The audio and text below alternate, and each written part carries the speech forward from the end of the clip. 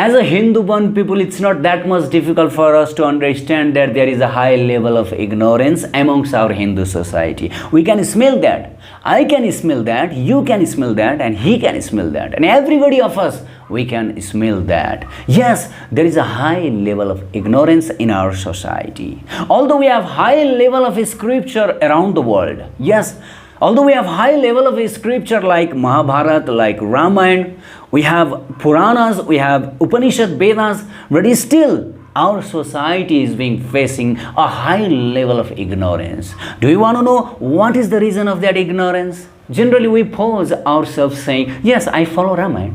I follow Ramayana. I know many stories from Ramayana and I follow Mahabharata.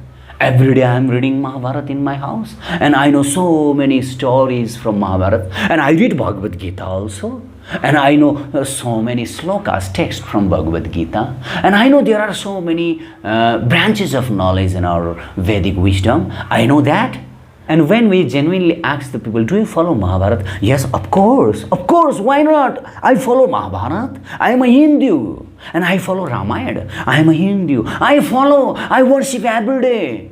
Yes, I worship every day. In my home, there is a beautiful temple of Lord Sri Krishna. In my home, my grandmother is worshipping Sri Ram.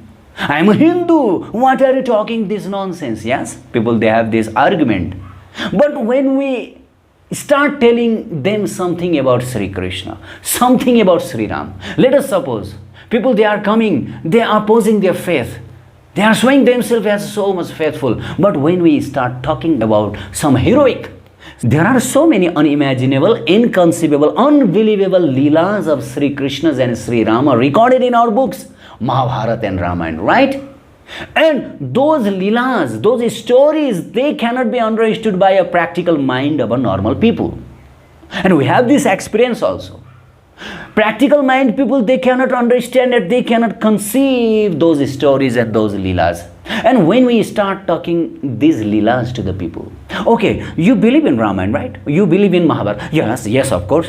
Okay, do you know Krishna during his childhood, he was eating the dust, and while he was eating the dust, Mother Yashoda, she happened to knew it, and she started chastising, oh Krishna, you ate the dust, so open your mouth. And as soon as Krishna opened the mouth, Mother Yashoda saw whole universe inside Krishna's mouth. Mother saw earth, mother saw sun, she saw whole galaxy and every planetary system existing inside the mouth of Sri Krishna while he was eating the dust. And when we narrate this story, when we give this information to these people, to this particular Hindu, almost of the Hindus people, they have this conception. Almost of the Hindu. When we inform him about the same event from Mahabharata, which he is supposed to read every day, he immediately becomes angry. He immediately becomes angry and he started giving so many nonsense comments. First and former comments, he is saying that, oh, have you seen that? Have you seen that? Did you went to that Dwapar Yuga and did you see everything Krishna's mouth? Did you enter Krishna's mouth? How can you say like this?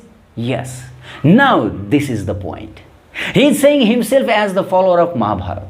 He is saying himself as follower of Ramayana. And when we just share one simple story from Mahabharata, simple event from Ramayana, then immediately his faith from inside his heart is vomiting in the form of chastisement, in the form of bad comments. Yes, bad comments. Can you imagine? They claiming themselves that they are reading Mahabharata every day. They are reading Ramayana every day. And when we talk some unimaginable story, event from Ramayana and Mahabharata, there are so many. Mahabharata is full of unimaginable stories of Sri Krishna.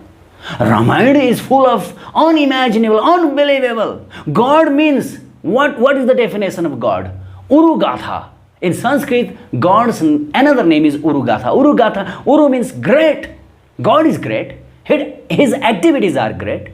His activities are not like the layman's activities. His activities are not like your activities, human activities. His Urugatha, Urukram. Uru means great. He can do great activities. Yes.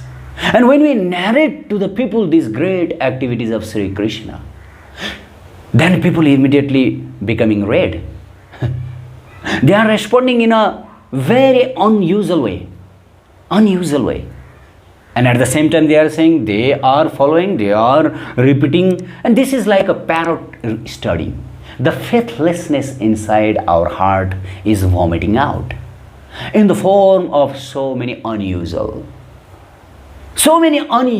comments. Have you seen that?